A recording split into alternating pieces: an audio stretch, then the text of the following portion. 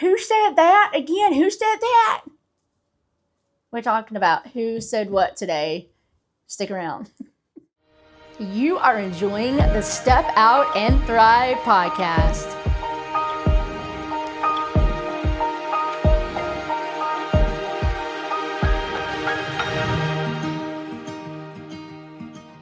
Hey, welcome back to the Step Out and Thrive podcast. Oh my goodness, I love those beginnings. I might have a little bit of fun with those.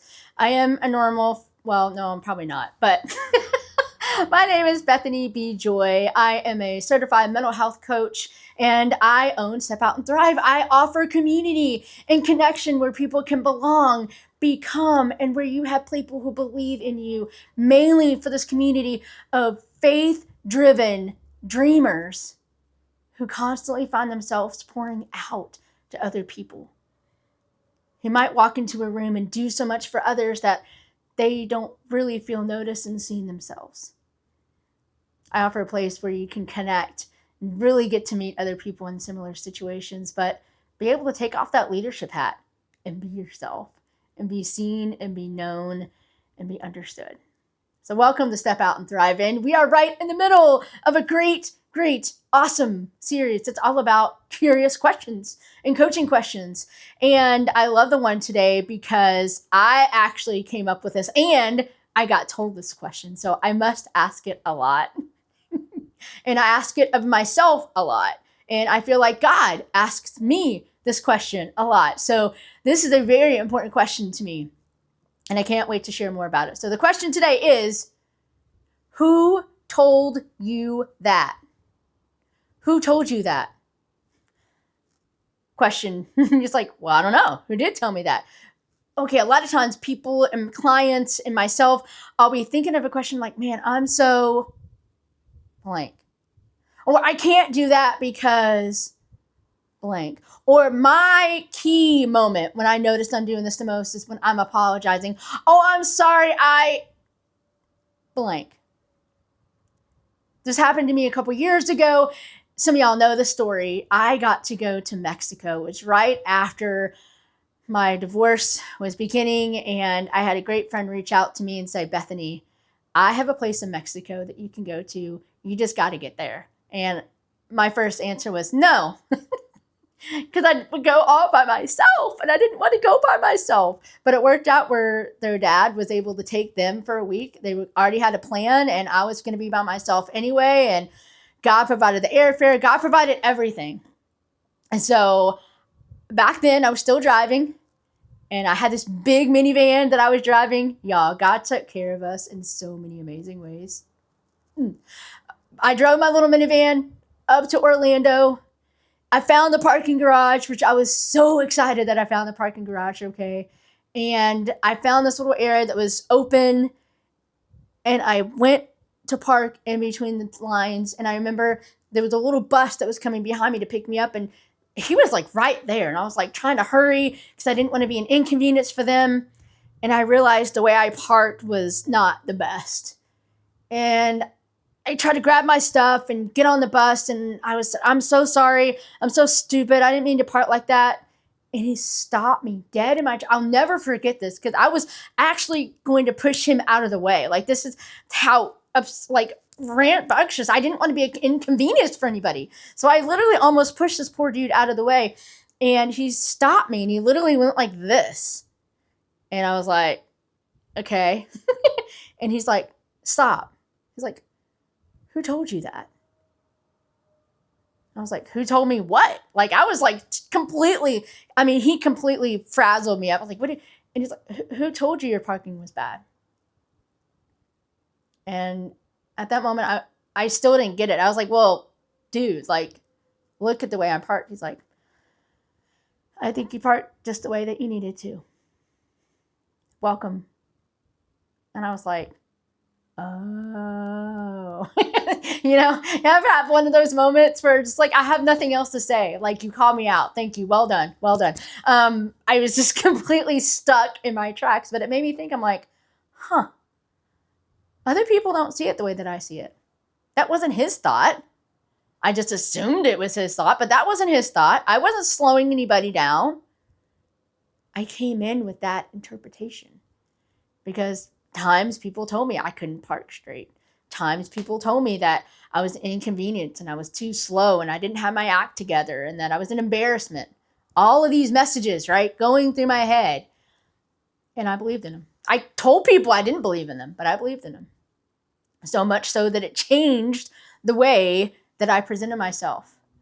A lot of times, oh my goodness, a lot of times, I still apologize for things that I don't need to apologize for. And I have loving friends that drive me nuts, but I've given them permission to call me out on it.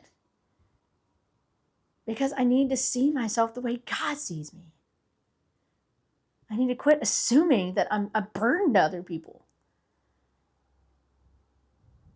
I'm wondering how this is resonating with you today. When we stop someone and we give them a permission to just reflect, you're not saying, hey, you didn't park like that. What are you talking about? Or we try to tell people that they're not what they're already presenting themselves as. It doesn't create an atmosphere of curiosity. Instead, for me anyway, it makes me want to defend myself. But what if gently we came back at that person with curiosity and a peaceful demeanor and go, I wonder who told you that? And just sit with it. You might even have to repeat it one more time for people like me. And just sit with them in that. I've had clients burst into tears. I've had clients just silent. I've had clients actually get angry because they didn't know where it came from. And they were angry that they let themselves believe that for so long. You see how curiosity really helps out in these moments? Asking questions is so powerful. But when you do that, when you allow that person to be curious, instead of telling them, no, you're not, you allow them to have that connection to you. You allow them to listen to God. You allow them to turn on their relational circuits. You get to invite them to be the person that God has created them to be. All through one question. All through one powerful question. So this week, I want to do a challenge because a lot of times I ask people, or I was trying to think, I'm like, well, I could ask you to think of a time when you thought that you would like to be asked that. Well, that's really hard, okay? So what I'm going to do is I just want to challenge you to go throughout this week and just pay attention to see when these opportunities might present themselves. You don't even have to ask the person the question. You don't even have to ask yourself the question. I challenge you to. If it happens and you realize you are believing something, I would be silent and let God ask you that. And just be with him in that. Or maybe invite a friend into that moment. Because here's the thing. When we start noticing it more ourselves, we can invite others into that opportunity with us. Do you see the difference between us doing that than, hey, who told you that? Somebody else. Instead I'm like, hey, you know what? I realized I'm believing in something that isn't true. Can you be with me in this just for a minute? And make sure the person can be with you and not fix. Those are very few and in between. If you haven't practiced that, come be a part of our group. We would love to help you learn how to do that. It's a skill, okay? But seriously, find yourself time to really be with that. And if you're part of the Step Out and Thrive community, that's when you can post, hey, I'm on this podcast today and I'm in this question and I'm supposed to be going through the week asking myself this question, or having God ask this question to me, and share more about this. Like, did you find it easy? Did you find it hard? Either way, it's still a question that you can write down and add to your curiosity arsenal. Because staying curious really, really allows deeper connection. I hope you found this helpful. If you want to join the Step Out and Thrive community on the free tier level, that's always open. community.stepoutandthrive.com. Their free level just offers a place for you to connect online. Sometimes we do free events but at least get you connected with our community. There's also a paid level as well that you would get a Thursday meeting every single week, and you get access to a lot of different resources. We'd love to have you as part of that community as well. As always, dare to do more than just survive. Pay attention to the stories that you're telling yourself and step out and thrive. See you back here next week. Bye, guys. Thanks for enjoying today's Step Out and Thrive podcast, the one place that you can always count to dare to do more than just survive, to step out and thrive.